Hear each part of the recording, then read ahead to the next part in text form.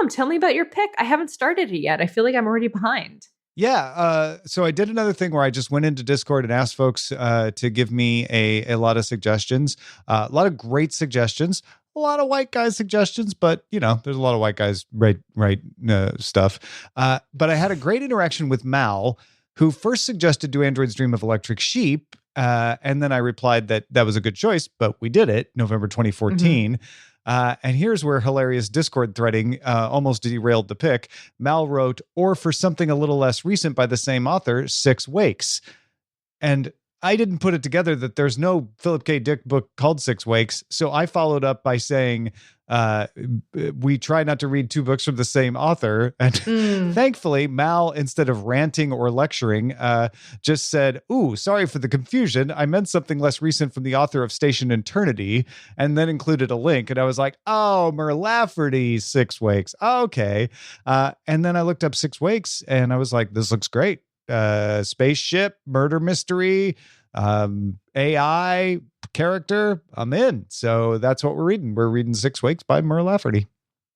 So how do I get over the jealousy of Mur Lafferty beating us at the Hugos, though? Oh, I thought you were going to say beating us at the Parsecs. No, we won at the Parsecs. We finally won at the Parsecs, so you're not mad about that anymore. Okay. I'm not mad about that. I'm mad about the Hugos. Well, you just realize how awesome Mur is, and one of the ways you realize that is by reading her book. Okay. Fair? I can do it. Yeah? I can do it. Mm-hmm. I think you can. I think you can do this. I can do it. It's also a really fun book. You read it already? I've started reading it. I haven't finished it. Okay. And it's a murder mystery, like right from the get. Oh. And it involves fun. clones. Okay. So there's a whole like cloning situation, like not ripping off Altered Carbon, but that kind of mechanic where you can go into a new body and except in Altered Carbon you're changing bodies. You can in this one you just go into your own clone body. Oh yeah, they feel like they should have done that in the first place in Altered Carbon. Yeah. But maybe that would be less fun. Who knows? Yeah. So anyway, go check out Six Wakes by Mur Lafferty. We'll have links to bookshop.org and amazon.com. And if you're a patron at the upper levels, check out the book briefing for more information as well. All right. Well, should we do a quick book check-in? Just see what's going on. Non-spoilery check-in on Six Wakes by Mur Lafferty. Yes. 6 weeks. 6 weeks in. You just said the word weeks. So it got stuck in my head. Yeah, that makes sense. And I have a confession to make. I just now got the title. Oh, uh-huh. Yeah. Yeah. Which it is would be dumb spoiler because it's to like the first thing that explain happens. Why that is, I think. No? It's basically the first thing that happens, so maybe Well, not. But we'll just skip it. But okay. How far in the book are you? How do I even say that? Well, I mean, are you 20% in, 50% in, 70% in? Like 15% in? Yeah. Okay. There is more to that title than even you know. Oh, snap. Okay. All right. Ooh, yeah. Okay. Something to look forward to. But yeah, we kicked it off briefly last time. I am done. I blazed through it. Nice. I wasn't quite finding excuses to read it. But certainly every night I was excited to be like, oh, this is my bedtime ritual right now is listening to Six Wakes by Mur Lafferty. And I'll tell you after we're done talking about it, what I've replaced it with, because I was like, that was so much fun and I don't have it anymore. So I started listening to a different thing to fill that time. But yeah, it was a perfect story for bedtime. In a way, because it's easy to follow. It's a mystery, so you always are like thinking about what's going to happen. But if I got sleepy and had to stop it, I would usually have to rewind a little when I started the next time. But it wasn't hard to pick up the threads. Like it's a well balanced story. I think in that way, keeps you interested, but it's not overly complicated. Where you're like, oh wait, I can't possibly follow this. Yeah, I'm enjoying it so far.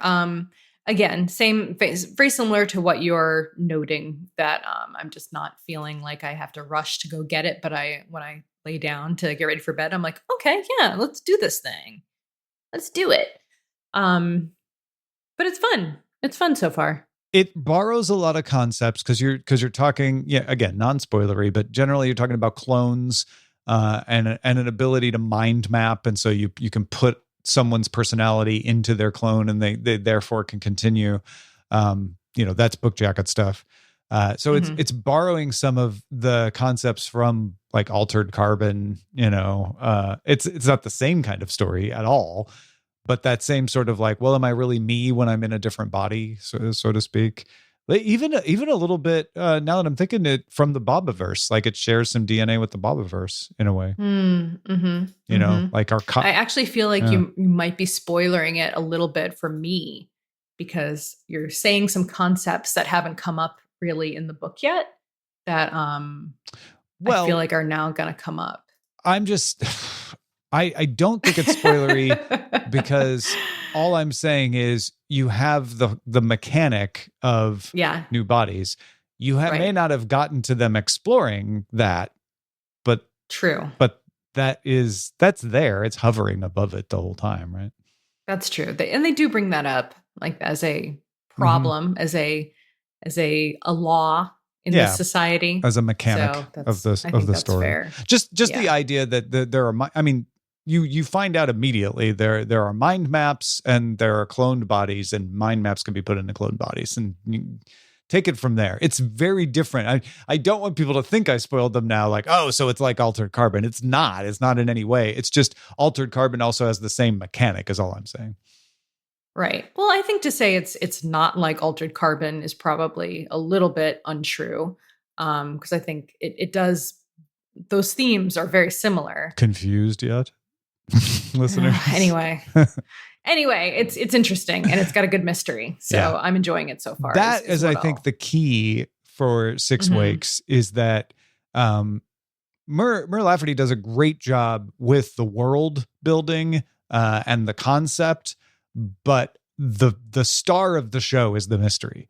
So if you like your story to have a great setting, you're going to like this.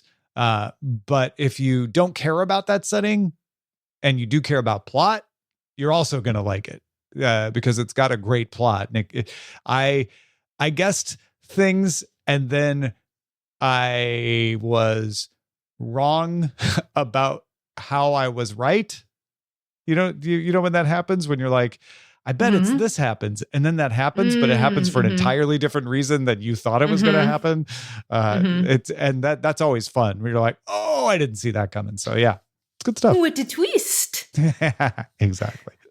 Essentially, cool, very nice. Well then, yeah, hopefully everyone's picked it up in one way or another and is reading along. I didn't actually. I kind of didn't pull any threads for discussion this week. So let me hop over to Goodreads and see.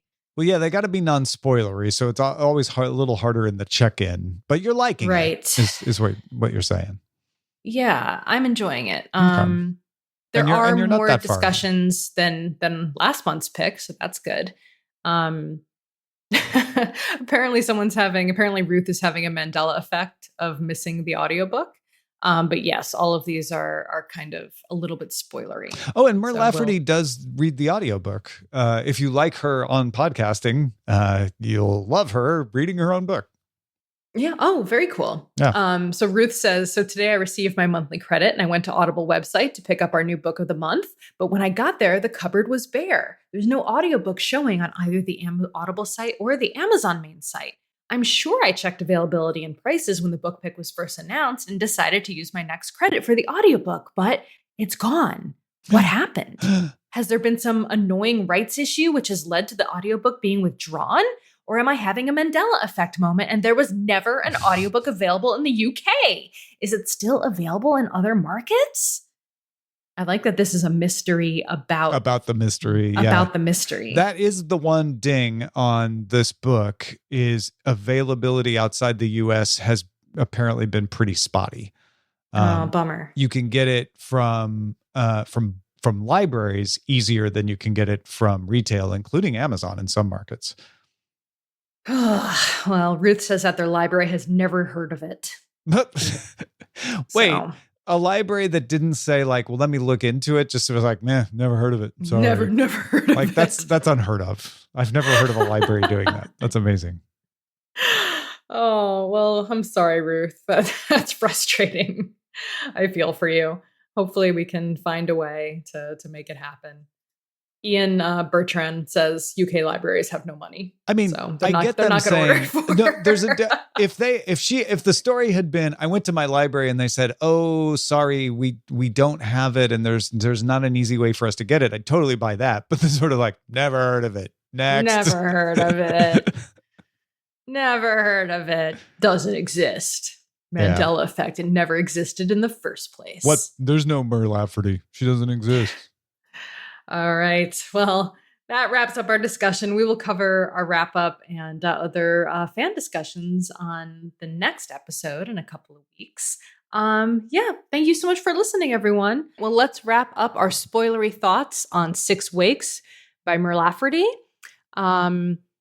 Available on Bookshop and Amazon. And did you listen to the audiobook for this one, or did you? I did. And Mur did such a good job reading it. It was so fun to hear Mur Lafferty reading her own book and doing such a fantastic job. I loved this story. I enjoyed it on a gradient. Like I thought it was good at the beginning, and I just enjoyed it more and more as it went along. I enjoyed it at the beginning and liked it less and less as it went on. Really? Okay. Mm-hmm. Okay. So we were on opposite gradients. Yes, we were in different places with this one a little bit, which I think is okay.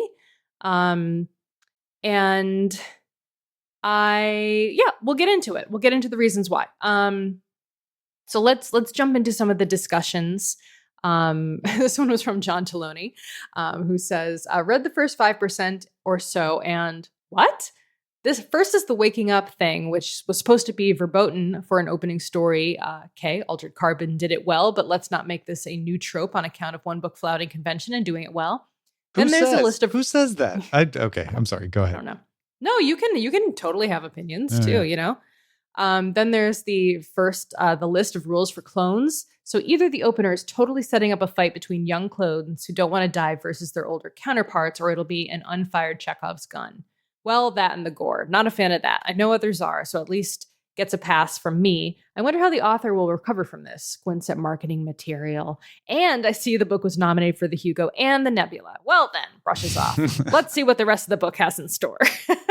But then he came back and kind of like went on with like the kind of descriptions. I'm trying to find the spoilery post because there was like a much longer. Okay, there it is. It's pretty long. Yeah, so there is a post, and basically it seems like his opinion just didn't love it. Primarily, it seems for the science reasons, but I think it's important actually to like talk about this a little bit because it does give the past. All right, it says the not so good was the past of each character wasn't introduced organically into the story. I mean, it's more like it's so and so's turn. Here's the background. Okay, and each one got a wake, and then there's that pun, awake like the celebration of life for a dead person, and all six woke up in the cloning bay. But as a storytelling device, here's the background, got kind of old for his opinions. Oh, and then just like not loving the science in it as well. That's the background thing is a taste thing because I liked it. I like that kind of ring. Well, it's not exactly ring storytelling, but I like that sort of like we'll let you know what's happening with these characters as we go along. In fact, it's funny. Star Trek. What's the animated one on Nickelodeon? They just did that. They just did this exact thing where they did an episode where they do some backstories, even though you already know these characters. It's in season 2. Korean dramas do that a lot, where it's like, you're into episode 6 and they do a little flashback to give you the origin. I like that because it's like a mystery where you've been wondering about the backstory and it finally gives you an answer.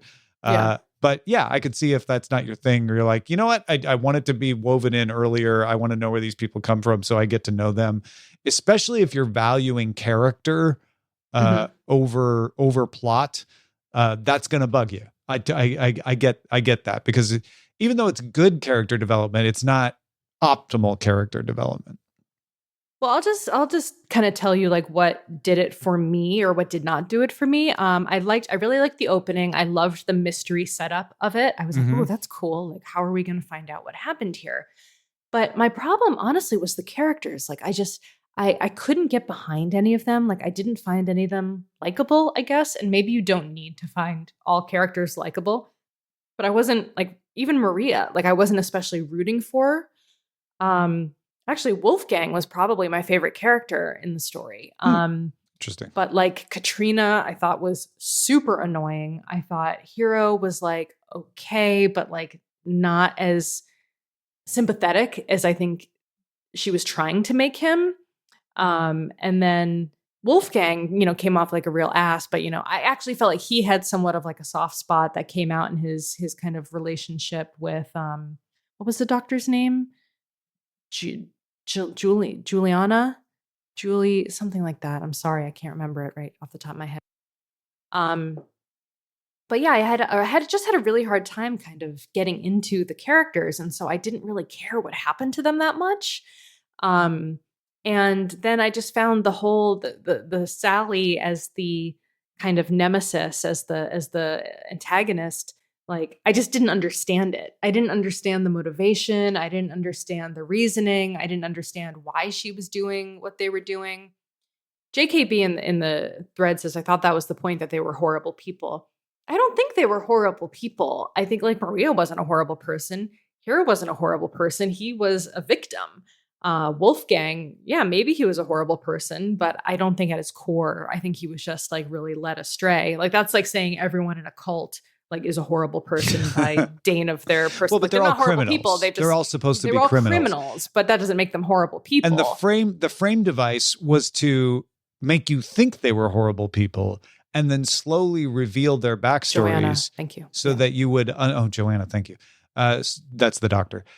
Slowly reveal their backstories so that you would understand, oh, they're not horrible people. This is why they are in this situation. This is what led them to that. And I liked that. I liked that way of doing it. The reason I like that is I like plot. And that is using character as plot. You seem to be prioritizing character above that. And again, just like John, you're saying, I like character, and this character development is not quite up to where I want it to be. So I think this is a good example of that four priority way of looking at it, explaining why both of us could look at the same book and have different reactions to it. I agree with you. I'm just laughing because the way you stated it, you're like, I like plot. You like characters. Like, I don't like plot. No, like, right. I don't care about the plot of the book. And honestly, it's not, and it's also vice versa. It's not like I don't care about characters, right? Right. It's that all of us have a priority system, and every book is going to do all four of those things on a different level. Some books do all four amazing, and those win Pulitzers. Some books do all four of them awfully, and those never get published. And then in the middle are the things, most of us read, where they do some of them better than others, and where they match up with our tastes and our tolerance levels. I think that's the other thing too. It's like, it's not as simple as like or don't like, right? It's like each one of us has a spectrum where we're like, if the plot's pretty good, I'm okay with it. If it's very good, then I'm more okay with it. But character, it better be really good, because if it's not, I'm not going to enjoy the story. And I'm not saying that's you, but I'm just saying, like, it helps explain to me why we have these different reactions. And it's not about whether the book was good or not. It's about what the book was good at and what we like. And did they entertain us in the way we like? Yeah. And Mantissa in the thread is saying, like, since you can't kill people, how do you get revenge? This is Sally's revenge. And yeah, I understand that that's the point. I just don't understand why she wanted, I mean, is she just that hateful that like she just wanted to get revenge on everyone who had ever wronged her in some way? Yeah. Like, it seems like she's doing pretty well for herself. So she's just a psychopath, essentially. I mean, yes. Yeah. And could that character trait have been developed more? I think that's fair. You could have spent more time on it.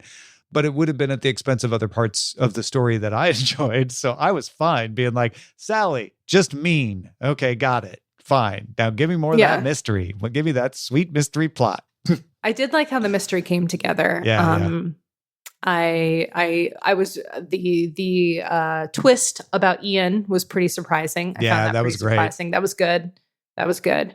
And the food printer was was a little out of left field. I guess I should have seen that coming. That was a little weird. Yeah. It was like, I don't know if that's really how it's going to work. But like suddenly it just felt a little bit like convenient. That was the only time in the book where I'm like, this feels like a shortcut where we're just going to like wave our hand at the setting.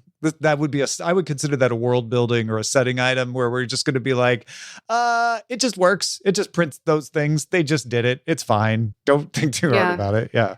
And we didn't really get into like I guess we're supposed to make the same leap that we kind of make in like Altered Carbon and other types of consciousness shifting books where you basically get a clone. And what was it? Pandora's? That was the other one, right? Pandora that we Star. Recently read. Pandora Star. And that whole series of books. And yeah, Judas the difference here Unchained, is you're always only supposed to be put in your own body, right, by the rules. And and that that's not true in Judas in Pandora's Star and Altered Carbon. Yeah, either one. Yeah. So there's like a moral thing going on, which is an interesting way of looking at this. And the other thing is that, and this is not different than Pandora Star or Altered Carbon, but you can lose part of your memory, right? So I think the story makes good use of that world building element of, Maria has big chunks of experience that she'll never remember because they cut her off without a backup and then just put her back where she was in her restore point, basically.